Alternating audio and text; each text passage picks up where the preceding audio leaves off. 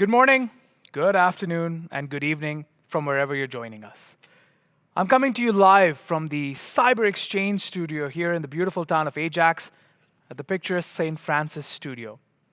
I want to begin by thanking Mayor Sean Collier and his team for making this facility available for the first ever, or the first of its kind, cyber studio in the world. I want to thank Maddie Ruzza from CyberX, as well as his team, for realizing this alongside his partners. And more importantly, I want to acknowledge that we're on the land of the peoples of the Mississaugas of the Scugog Island First Nation. This land is protected under the Williams Treaties. I've been in many boardroom scenarios where we started discussing cybersecurity and cyber strategy. And on many occasions, I've heard different philosophies around cyber strategy, a common thread being cybersecurity strategy, or strategy in general, is about knowing what not to do. Fair enough. But strategies alone, in my humble opinion, do not necessarily spell the recipe for safety and security. People do.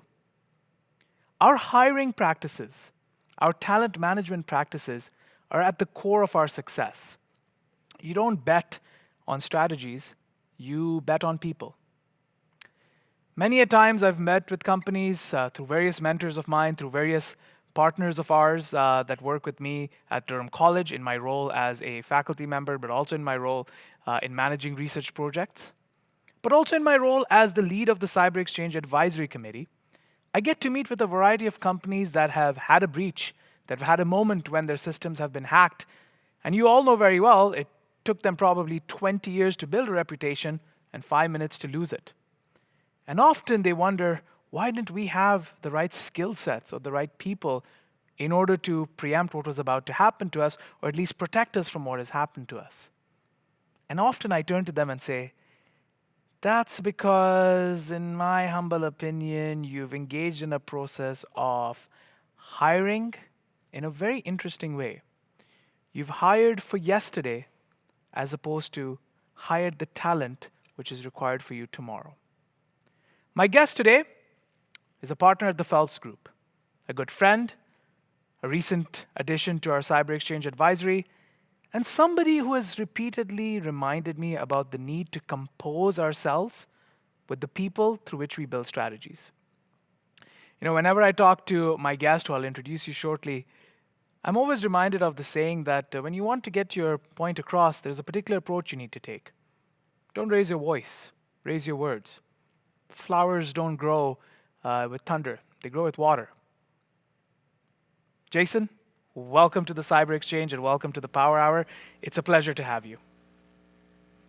Ali, thank you very much. It is a true pleasure to join you today, and I wish I was in the studio with you. It looks like a beautiful studio, and Maddie and the folks there have done an amazing job. I began by saying develop talent for tomorrow instead of hiring for yesterday. And in Canada today, we are experiencing a pretty wide gap in the cybersecurity talent sector. I want to come to that shortly, but first tell our audience a little bit about what the Phelps Group does and why the focus on cybersecurity talent. Jayson? Absolutely. Thanks, Ali. So the Phelps Group is an executive search and leadership development firm. We're a boutique organization. We've been around just over 30 years now.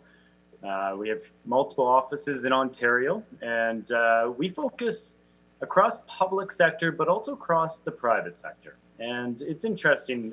Technology has always been a strong focus for us as a firm, heavily within public sector, helping our client organizations understand how to attract and how to secure talent when compensations in public sector aren't necessarily the same or comparable. And over the last 3 to 5 years, it's really progressed more and more to the cybersecurity front. Yep. As we know, this is an area that hits everyone. Every organization's faced this. Today, with remote workforces and COVID, it's even more of an issue. People are logging into corporate systems remotely from home. Cybersecurity is a huge, huge need, and we have a massive shortage in talent. And I think your point is really interesting that we've used very traditional approaches in evaluating and screening candidates. That doesn't work in cyber. And so, as a firm, we found this very interesting over the last 3 to 5 years to really challenge our team, For but sure. to challenge our clients to Amazing. say, how do we change this? How do we find the talent? How do we assess the talent? And how do we develop the talent when there's no clear roadmap on what the ultimate cybersecurity expert looks like today? Yep. And this is such an important point where you mentioned about the aspect of there's no clear roadmap. And I want to work with that. Just like there's no clear roadmap in how to manage our pets, you just make it happen some shape or fashion. But there's no clear prescription that tells you this is what you're looking in a C-suite candidate when it comes to cybersecurity. And I want to play on that thought just a little bit more. You know, I am, involved with the numerous initiatives both in AI and security, and I have the humble opportunity to engage with a variety of C-suite executives, from Farouk Nair to Kat Kood. I was just speaking a couple of days ago to Meital out in Tel Aviv, to Selaja in India. I've had the opportunity to travel without moving using Zoom and talk to a variety of CISOs. And one thing that we've all agreed upon is that there's a big difference between sight and vision. When you have sight, you can see what's on the curtain. When you have vision, you can really tell what's behind that. And there's certain skill sets that you need to look for in a C-suite exec when it comes to cybersecurity. Can you talk a little bit about what are some of those skills, what the market sometimes calls soft skills, that you're looking for in the C-suite cybersecurity pool? Absolutely, absolutely, and that's a great question, a great piece that we've been putting a lot of work into. And you're right, there's the technical side, and we won't touch on that. We know the side on for CISOs on the technical front and some of the backgrounds there, but I've seen a number of CISOs that don't even come with a technical background. As we know today, many CISO offices aren't large. They're having to enable other departments to actually execute on implementation of technology, on implementation of policies. There is oversight, there is strategy, but they don't have they don't have the critical mass in their departments of hundreds of staff to implement technology. So when we look at soft skills, those are some of the key aspects. Do they have the ability to enable teams? Do they have the ability to adapt, as we know today, adapting to the risks, the threats, the changes in what's happening in cyber on a day-to-day basis? These people have to be extremely nimble. They have to be resilient, Yep. and they have to be eternally optimistic. It's easy to have an attack in an organization, and get down. Yep. CISOs can't do that. They have to be eternally optimistic. They have to be focused on how do you enable and how do you convince your colleagues to invest the funds to uh, to mobilize their teams to implement the technology and the policies that need to take place, and to build the partnerships with private sector. We're seeing this more and more today. Private and public in cyber is a whole different realm than it is in any other sector. Private and public sectors need to work in lockstep today. And we see that with our clients in public sectors. They're relying on their vendors. They're relying on their vendors providing their SOCs and their threat management and their digital identification and all the rest of these pieces. They need the private sector to mobilize it. But the private sector, in turn, and the leaders in the private sector need to understand how to implement this and how to move this forward. So the soft skill set, to me, really brings in the full suite of leadership skills. The vision, can they see that? And you're right, it's beyond sight. It's what's around the corner that you can't see. Yep. So the vision side, the strategy piece of it, the ability to enable a team around a shared vision, a team that you don't have authority over in most cases, a team that is going to be resistant because they're taking some of their budget to invest in something they can't necessarily see, and maybe invest in something that's never really affected them. There are many departments, many organizations that feel they haven't had an attack and don't see the same urgency on cyber. So it really comes down to the full suite of I leadership agree. skills Yep. around enabling teams, creating shared visions, understanding others' motivations and how to work together and how to truly build meaningful partnerships today. I've always maintained this when people talk to me about, my engagements with the Phelps Group and our friendship. I've said, the P in Phelps stands for Phelps for sure, but it also stands for process and it stands for practice. I've noticed one thing about your engagements, be it with me or be it with other firms that you and I share a common acquaintance with, is that your process is not you are in a situation, we're going to parachute you some talent, and then Phelps is going to walk away. You play a part in that process. Are you seeing yourself now Yes. getting involved in not just here's your CISO and magic's going to happen? Are you seeing yourself as now you're helping build teams that work under the CISO? Huge, huge. And we're actually in the process of doing that right now with a very large public sector organization where we've recently, about 9 or 10 months ago, put their very first CISO in place. And 9 months later now, he has his approvals, he has his budgets in order to build out his team. Not a big team for a multi-billion-dollar organization, Right. but a small enough team that we're now building out that whole team. And what's Amazing. interesting, it's going beyond that, Ali. It's going to, yes, we're helping build out teams and helping to align the cultures within these teams, but we're actually getting right into leadership development now. Many of the individuals that are stepping into leadership roles in cybersecurity, they're not bringing 10 years or 15 years or 20 years of leadership experience that Right. we expect and that we see in many other departments. CIOs, if we're putting a CIO in over a team of, let's say, 200 or 300 or 400 staff, we're looking for leadership maturity and longevity. We're looking for 10, 15, 20 years of leadership experience. In cyber, we're not because it doesn't exist. And so what we're finding is it's a matter of being able to really assess what that potential and what the willingness is Fascinating. from Yeah. candidates in many cases today. Yeah. And then wrapping them with the support, the programs, and the development tools so that they can grow where they're missing. And in many cases, it's growing into the leadership skills that they haven't had the exposure to before. So yes, it's a huge factor now. And it's interesting, just one more point on that. And you're right.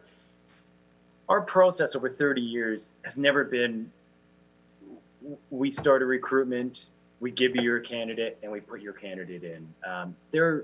It's an extensive process, and it starts right at the onset from the consultation. And it's interesting. In cyber, consultation's a fairly new idea on recruitment within cyber. Right. Often what I found is we'll get a mandate to go forward on a recruitment. We'll have the CISO, contact us or the CEO contact us to hire.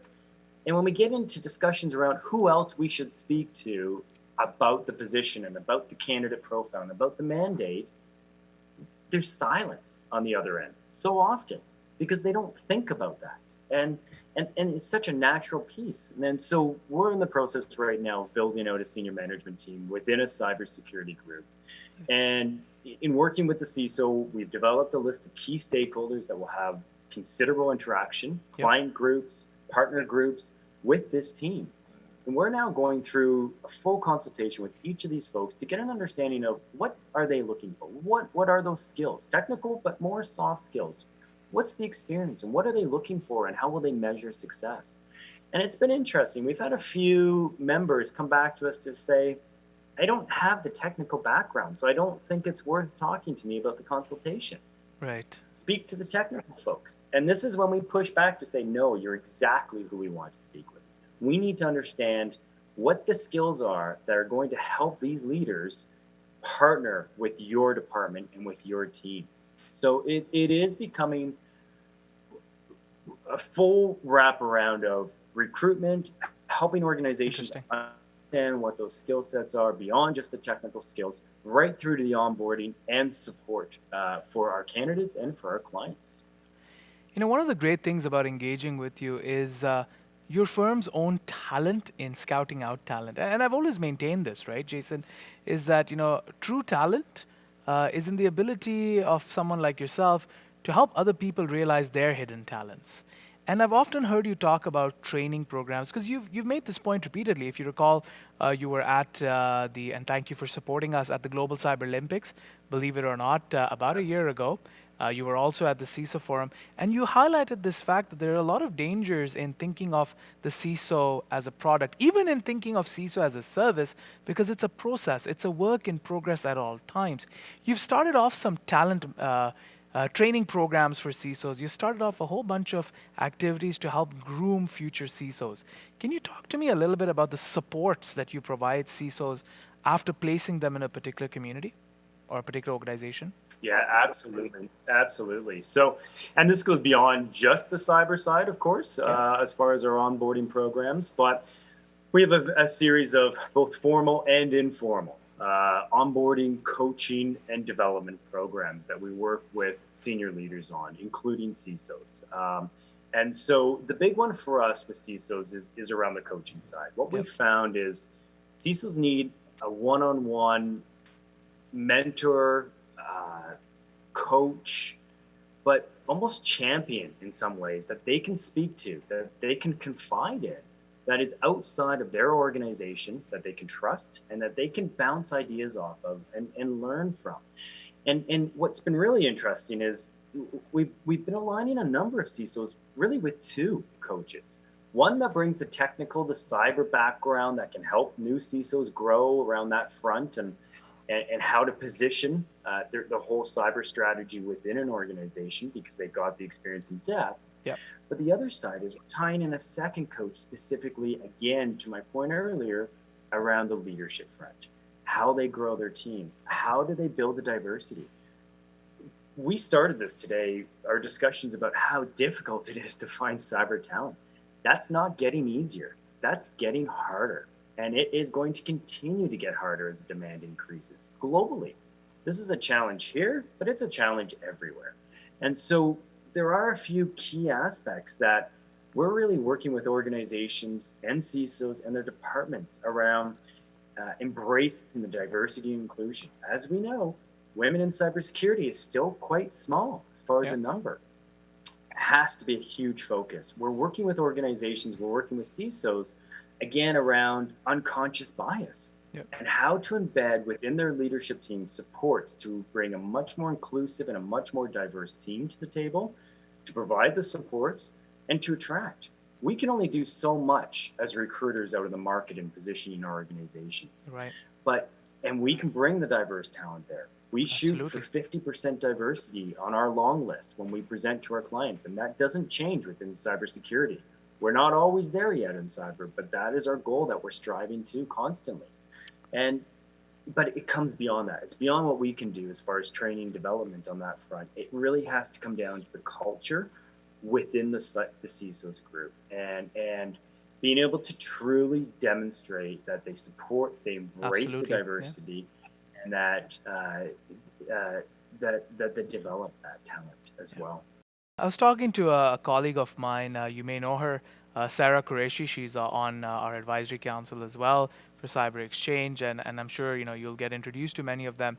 And she was mentioning that a lot of folks will post the position that they're looking for in cyber, including CISO level positions, and they'll do a LinkedIn like post, and they'll get not just a storm of resumes. Sometimes they get a tsunami of resumes. They'll get a lot of them. But I always remind them that, listen, it's very easy to find somebody who's going to get something done for you. It's very difficult to find someone who can explain to you why they did it that particular way. And really, I've noticed that you've made sure that you've spread your network, your reach, which is already very strong, all the way up north into Nunavut. But you've also seized on opportunities to get involved in the community. Why was it so important for you to be a part of Cyber Exchange? Besides this amazing surreal studio, you have a vision for where you want things to go. What's your vision, and where do you see Phelps and Cyber Exchange going? I think there's huge opportunity for Phelps and Cyber Exchange together, and CyberX and Durham College, post secondary across the board. We're partnering with a number of organizations because we stand firm that cyber has to be a multi-pronged approach. For sure. Nobody can tackle it on their own. No one organization can tackle it on their own. No one level of government can tackle it on their own. It can't be a public sector thing. It can't be a private sector thing. It has to be fully aligned. And Yep. we really do see being able to bring our over 30 years of leadership recruitment, leadership development experience to the table, our team has tremendous strength in recruiting senior technology talent Yep. globally and relocating them to Canada. So we feel that we've got strength that we can bring to the table, and we felt that for the last number of years to partner with organizations, but to have some willing partners such as CyberX, such as Durham College at the Yep. table to say, how do we tackle this differently? I mean, we've already, through our discussion today, talked about the fact that recruiters traditionally rely on a very traditional evaluation of candidates. Do you have this education? Do you have this many years experience? Organizations do the same. That's all out the window today. Yep. And so we need to work together to really determine what are those core competencies that are required for cyber leaders? How do we embody those? And what are the differences? And how can we work together to build this framework? And I see a Fantastic. huge potential on this, as I'm sure you folks do as well, that Absolutely. GTA has potential to truly be that cyber capital of the country and beyond. And we feel we can bring value to that, but we also we're excited to learn from the partners that we're working with on this as well to say, how can we work together to truly make this happen? So Fantastic. it's huge. We Yeah. see just unlimited potential in this field. Now, Jason, before you turn it back to me for some concluding remarks with our audience, and then we'll have some more chats in the green room. I ask this question of everybody who's in the who joins me at this power hour.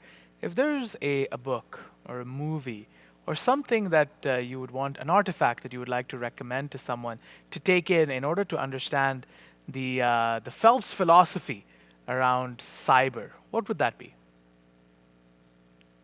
You're allowed to Google it. That's a great, yeah, that's a great question because there is a movie, and as you ask me, it's It my escapes mind the just mind. blanked out on the name of the movie, but there is a movie that we highly recommend and demonstrates all of these leadership skills that we talk about, how they integrate, Nice. and is even used from the Ivy Institute for Leadership and others as well. So I have to apologize. I am blanking on the movie right now. That's totally fine. It will come to me the moment we're done, and I will share it with you afterwards. And I actually have a solution for that. As you know, I don't go out building solutions without problems. Forgetfulness is a problem, especially on a Friday, a late Friday. So when you do remember, please take a moment to post it on the wall on the cyberexchange.ca. And with your permission, I'll make some concluding remarks and see you again in the green room to our audience. And that is this aspect of why it's extremely important for us to understand the talent management piece and the processes by which a firm like Phelps goes about recruiting and finding talent in cybersecurity. You know, when I talk to Jason, I'm always reminded of the saying that if you want to get something done, give it to the most busiest person in the room. And that individual, for me, has always been Jason, always doing something, but always being effective at what he does. I hope all of you realize today is that not only is cybersecurity talent not just a service but a work in progress, it's something that you grow. And when you grow talent, you know the pain of wasting it. That's why firms will work with the Phelps Group so that not only do you hire them, but you retain them.